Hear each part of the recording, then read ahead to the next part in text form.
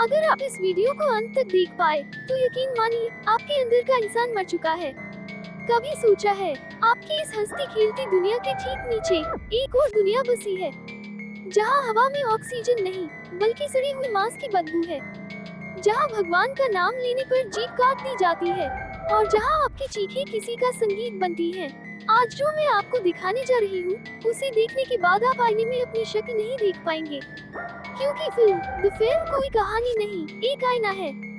ये दिखाती है कि जब इंसान के अंदर का जानवर जागता है, तो वो शिकार नहीं करता, वो खेती करता है। यहाँ माँ का दूध बोतलों में भरा जाता है और बच्चों को कचरे में फेंका जाता है, जैसे वो कोई खराब फल हो। कहानी की शुरुआत होती है एक युवा जोड़े, नूरा और एलेक्स से। वे अपनी रोजमर्रा की भाग दौड़ वाली जिंदगी से दूर एक शांत ग्रामीण इलाके में छुट्टियां बिताने निकले हैं। सड़कें वीरान हैं और चारों तरफ सन्नाटा है। रास्ते में अचानक नूरा को वॉशरूम जाने की जरूरत महसूस होती है। एलेक्स गाड़ी को एक बंद पड़ी दुकान के पास रोकता है। नूरा दुकान के पीछे जाती है, लेकिन वहाँ का नजारा कुछ अजीब है।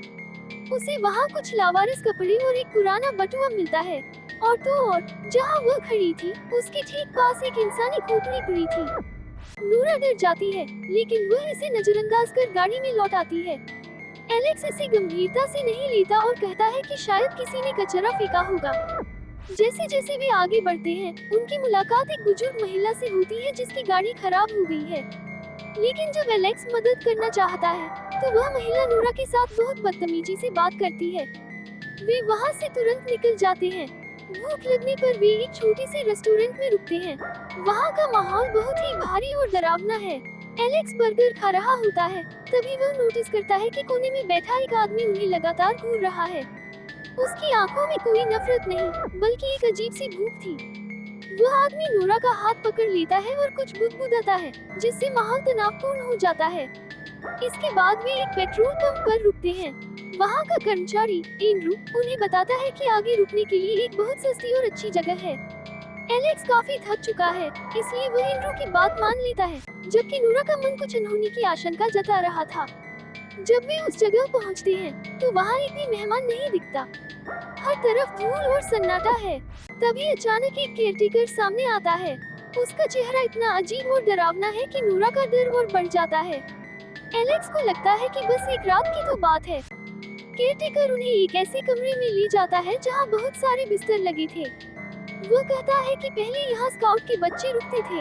उनके जाने के बाद नूरा देखती है कि बिस्तर की चादरों पर खून के धब्बे हैं। इससे पहले कि वे कुछ समझ पाते, उन्हें नशीली गैस या किसी चीज से बेहोश कर दिया जाता है। जब नूरा की आंख खुलती है, तो दुनिया बदल चुकी होती है।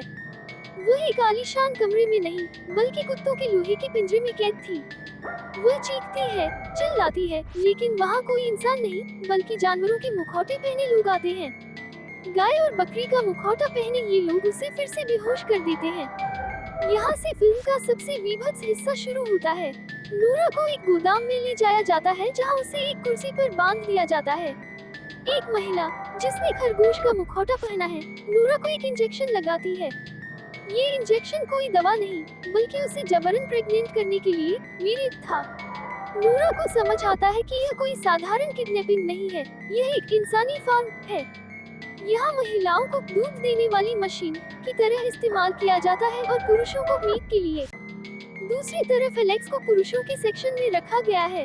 उसके सारे कपड़े उतार दिए गए हैं और उसे एक गंदे पिंजरे में डाल दिया गया है।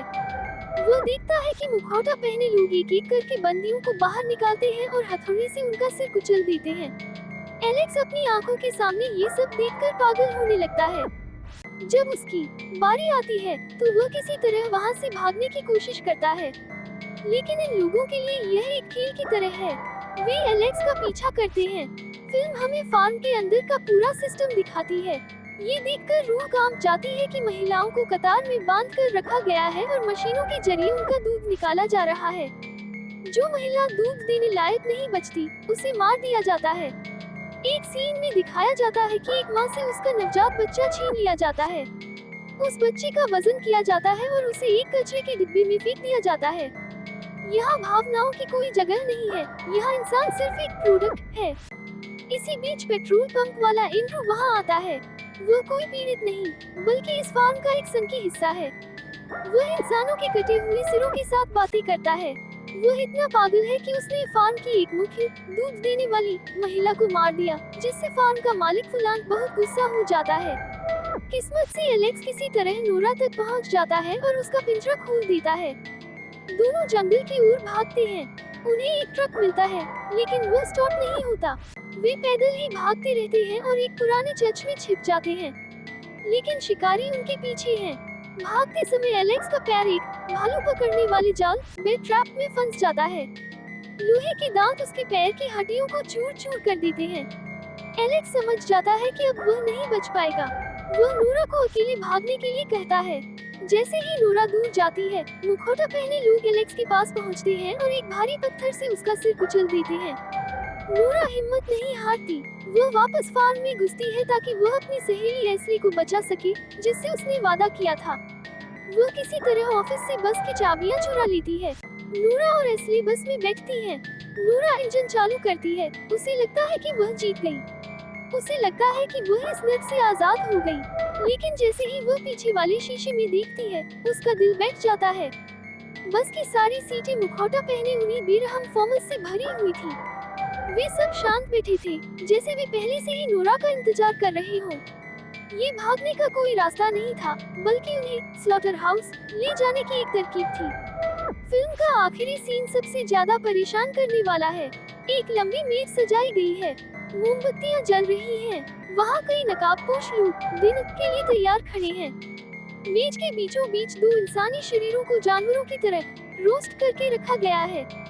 ये शरीर नोरा और एस्ली के थे। फिल्म हमें इसी कड़वे और डरावने सच के साथ छोड़ जाती है कि उस फार्म से कोई भी जीवित बाहर नहीं निकल सका।